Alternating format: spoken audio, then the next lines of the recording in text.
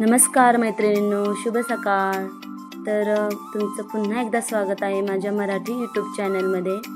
तर आज आहे दसरा म्हटलं तर खूप गडबड आणि धावपळ असते। तर सुरुवात होते आपल्या पुरणाच्या स्वयंपाकापासून। आज देवाला नैवेद्य लागतो पुरणपोळीचा। तर आपण सर्वजण सणावाराला आपल्याकडे परंपरा आहे पुरणपोळीचा नैवेद्य करण्याची।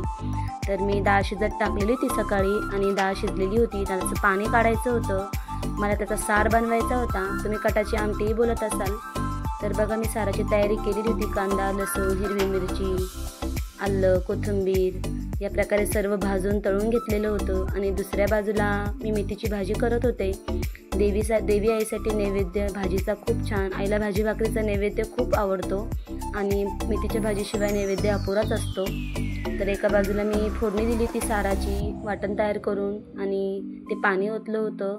खूप छान प्रकारे सार केलेला होता आणि जास्त प्रमाणात सार लागतो, फॅमिली मोठी असल्यामुळे।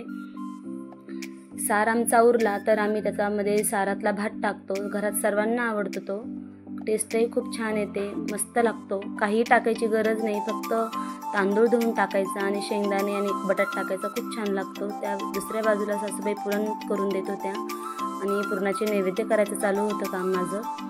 पुरणाचे नैवेद्य पटापट भरून द्यायचे होते, कारण शेतामध्ये मेरावर जे म्हसोबा देवस्थान असतं, म्हणजे बाबा असतं, तिथे शेंदूर वगैरे लावून नैवेद्य दाखवावा लागतो। तेथील घटस्थापनेवर आपण जो नारळ ठेवलेला असतो तो फोडावा लागतो। अशा प्रकारे आपल्या दसऱ्याचा सण असतो। तर बघा नैवेद्य भरत होत्या, माझी ताई भरत होती आणि नैवेद्यावर सर्व प्रकारचं आपण जेवढं केलेलं असतं तेवढं ठेवावं लागतं। आपण खूप नशिबान आहोत की आपण ही परंपरा अजूनपर्यंत जोपासतो। इथून पुढच्या पिढीनेही ही परंपरा पूर्ण करावी असं आपल्याला सगळ्यांना वाटतं। त्याकरता आपण त्यांनाही शिकवण द्यावी की दसऱ्याला कशा पद्धतीने सण साजरा करावा। आपल्या घरातील जी शेतकऱ्यांची जी अवजारं असतात त्यांचं पूजन करावं, आपट्याची पानं देऊन प्रत्येकाला नमस्कार करावं, सोनं द्यावं, त्याला आपट्याच्या पानाला सोनं म्हणतात। तर एका बाजूला बघा माझी पुरणपोळीचा स्वयंपाक होता आलेला होता, दुसऱ्या बाजूला नैवेद्यही झालेले होते, कारण लांब लांब नैवेद्य द्यायचे असतात। जेवढ्या ठिकाणी आपण घट स्थापना केलेली असते तेवढ्या ठिकाणी नैवेद्य दाखवावे लागतात, नारळ फोडावं लागतं। तर स्वयंपाक माझा झालेलाच होता आणि माझा स्वयंपाक वरती झाला नसता म्हणून सासूबाईंनी मला गॅस खाली घ्यायला लावला। त्या मला बोलल्या की मी भाजून देते, तू लाटून घे। तर म्हणून मी खाली घेतला होता गॅस। फॅमिली मोठी असल्यामुळे स्वयंपाक जास्त असतो, त्याच्यामुळे गॅस खाली घेतला होता, नाहीतर मी किचनवरच एकटी करते स्वयंपाक।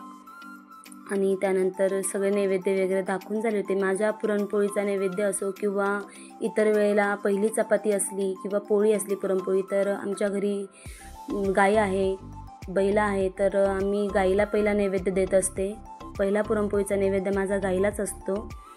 तर आपल्याकडे ही परंपरा आहे, दसरा असो, दिवाळी असो, कोणताही सण असो, तर आपण नैवेद्य दाखवतोच। तर बघा विघ्नेश चालला होता गाईला नैवेद्य घेऊन आणि त्यानंतर खूप सारी कामंही होती, फुलं आणलेली होती, गाड्याही धुवायच्या होत्या, मिस्टरांनी गाड्या वॉश करून ठेवलेल्या होत्या, सासरे पुन्हा एकदा पाणी मारत होते आणि ह्या आपल्या लक्ष्मी असतात, त्यांना धुवून वगैरे संध्याकाळी त्यांची पूजा करायची असते। आमचं कुटुंब ह्या गाड्यांवरच चालतं, ह्या आमच्या घरातल्या लक्ष्मी आहेत। त्यानंतर आरती वगैरे झाली आणि आम्ही नैवेद्य दाखवले। त्यानंतर आम्ही उपवास सोडायला बसलो होतो। ताई पुढच्या घरामध्ये सर्वांना वाढून देत होती। आम्ही नंतर तिघीजणी पण उपवास सोडायला बसलो, कारण नवरात्रीचा उपवास घरातलं सगळं आवरल्याच्या नंतरच सोडतात। त्यानंतर करायचे होते देवासाठी, घरासाठी, घराला तोरण बनवायचे होते, हार बनवायचे होते। आणि मग बघा मोठे दाजीने सकाळी 2 जाड्या फुलं आणलेली होती आणि ते हार बनवत होते। खूप सारे मोठे हार लागतात, कारण गाड्या मोठ्या असल्यामुळे गाड्यांना थोडे मोठे मोठेच हार लागतात। केशरी आणि पिवळ्या रंगाची फुलं त्यांनी 2 प्रकारचे आणले होते। आपट्याची पानं, त्याच्यामध्ये आपट्याची पानं किंवा आपण आंब्याची पानं लावतो, पण आजचा सण म्हटला की दसरा, तर त्याला आपट्याची पानंच लागतात। तर ती आनंदी मध्ये करत होती, तिला बनवायचं होतं तिच्या सायकलसाठी हार। तर बघा तिने तिच्या हातानेच सायकलसाठी हार बनवला होता। सासू सासरे देखील बाहेर बसलेले होते, त्यांनीही घरासाठी तोरण, मोटरसायकलींसाठी हार आणि घरातल्या देवांना हार बनवत होते दोघंजणं। सगळ्यांची अशी एकजुटीने काम करायचं काम चालू होतं। तोपर्यंत आम्ही घरातलंही आवरलं, मिस्टरांनी तोपर्यंत गाडीला हार लावला। ते गाडीची सजावट करत होते, त्यांना जास्त सजावट आवडत नाही गाडीला, त्यांनी फक्त हार लावला आणि सायंकाळी पूजा करायची होती। आम्हाला आवरून सिन्नरलाही जायचं होतं, त्यानंतर मी पटापट घरातलं आवरून घेतलं, फरशा वगैरे पुसून घेतल्या, ताईने पटापट आवरून घेतलं, कपडे वगैरे धुवून झाले होते सकाळी. असं तिघी बाजूकून तिघींनी पटापट आवरलं की घरातलं काम आवरून जातं. त्यानंतर आम्ही निघालो होतो बारागाव पिंपरी रोडला कानडी मळ्याकडे. माझ्या नणंदबाई राहतात तिकडे, कारण माझ्या भाच्याने आज दुकानाचं उद्घाटन ठेवलेलं होतं छोटंसं. त्यांनी स्लायडिंग मशीन घेतलेलं होतं, खिडक्यांचं काम करतात ते.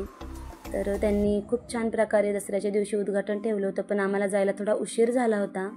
बघा पोचलेलो आहे आम्ही. त्यांचे जे साधनं होते, त्यांनी जे मशिनरी घेतलेल्या होत्या त्यांचं ते पूजन करत होते. हे माझे भाचे ऋषिकेश. छान प्रकारे त्यांची पूजा चालली होती. आम्हाला थोडा लेट झाला तर त्याच्यामुळे ते रागावले होते. ते म्हणे, मामी तुम्ही लवकर का आल्या नाही, तुम्हाला शूट घेता आला असतं. म्हटलं घरातला आवरता टाईम झाला. बघा मी पूजा वगैरे केली. त्यानंतर नणंदबाईंनी आम्हाला नाश्ता वगैरे दिला. त्यांना मी शुभेच्छा दिल्या आणि छानपैकी मस्त तिथलं वातावरण खूप छान होतं. सर्वजण पाहुणे आलेले होते. तेथे नाश्ता वगैरे चालू होता. प्रमुख पाहुणे देखील काही येतच होते, कारण प्रत्येकाला दसरा म्हटलं की प्रत्येकाचं काम असतं काही ना काही, प्रत्येकाला लेट होतो यायला. तसंच त्याच्यामुळे मला जास्त शूट घेता आलं नाही, कारण आम्हीच लेट झालेलो होतो.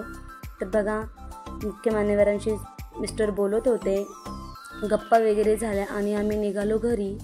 तर रस्त्यामध्ये मुलांसाठी घ्यायचं होतं थोडंसं खायला. मुलांनी चायनीज मागितलं होतं, तर चायनीज घेत होते मिस्टर. त्यानंतर मला तिथे जवळच आपट्याची पानं दिसली. मी 10 रुपयाला एक जुडी घेतली गाडीला लावण्यासाठी. याचा आज मान असतो. खरं सोनं आणि खोटं सोनं यात काही नाही, पण ही याची परंपरा असते. आपट्याची पानं देऊन प्रत्येकाला सोनं देतात असं म्हणतात आणि पाया पडतात. तर गाडीलाही हे सोनं लावायचं होतं. सोन्यासारख्या माणसांना सोनेरी क्षणाची ही सुरुवात आपली अशी असते आणि दसऱ्याच्या शुभेच्छा याच्यातूनच देतात. त्यानंतर आम्ही आलो होतो घरी. करायची होती पूजा, गाड्यांची पूजा करायची होती, तळी भरायची होती, खूप सारी कामं होती, म्हणून पटकन घरी आलो. आणि आम्हाला सिन्नरलाही जायचं होतं परत यात्रेसाठी.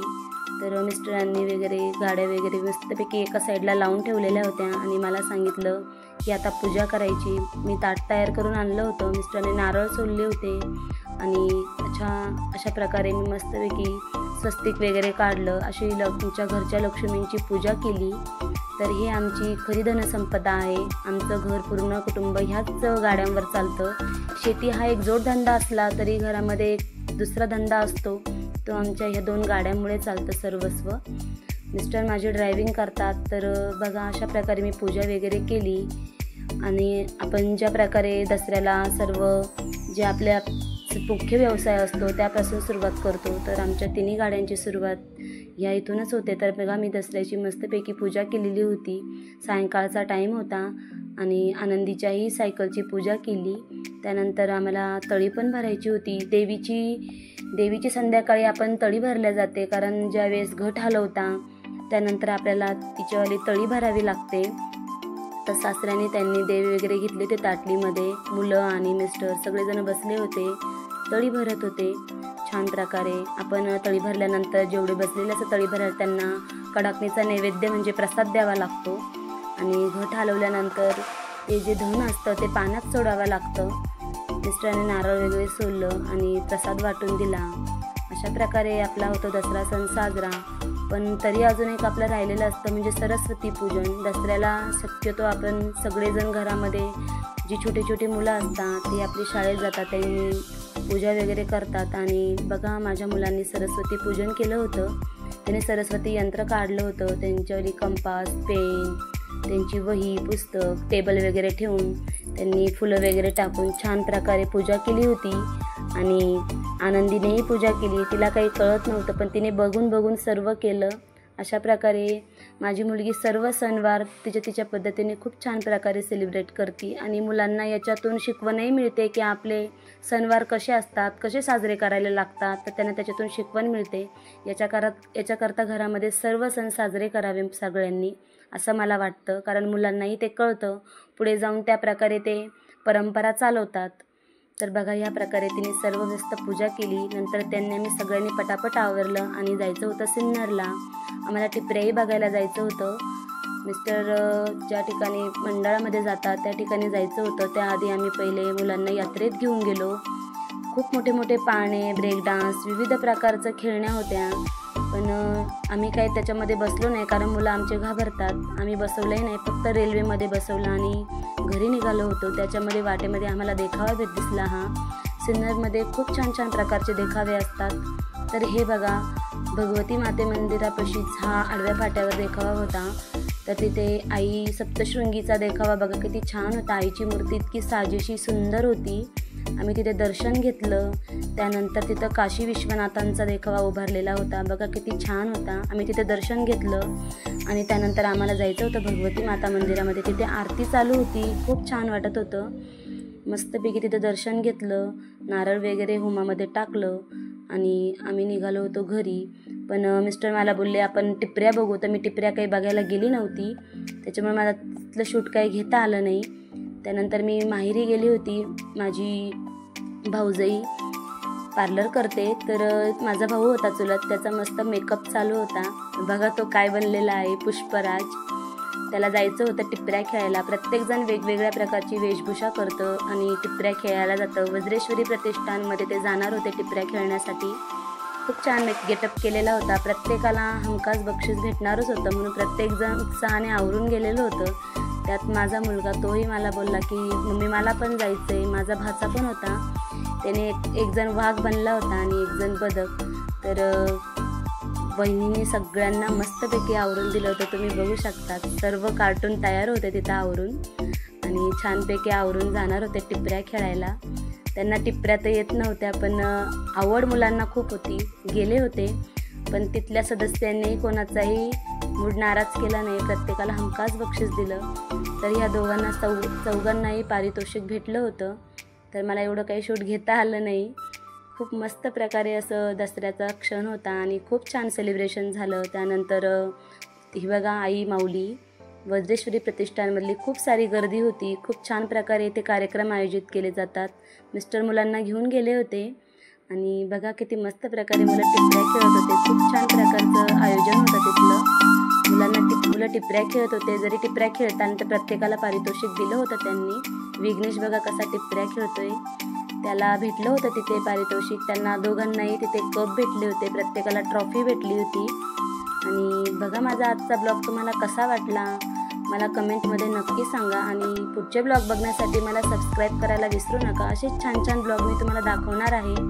तर त्यासाठी बघत राहा आणि शेअर करा, लाईक करा, कमेंट करा. तर पुन्हा भेटूया नेक्स्ट ब्लॉगमध्ये. तोपर्यंत तुम्हाला सर्वांना शुभरात्री आणि दसऱ्याच्या खूप साऱ्या शुभेच्छा. धन्यवाद.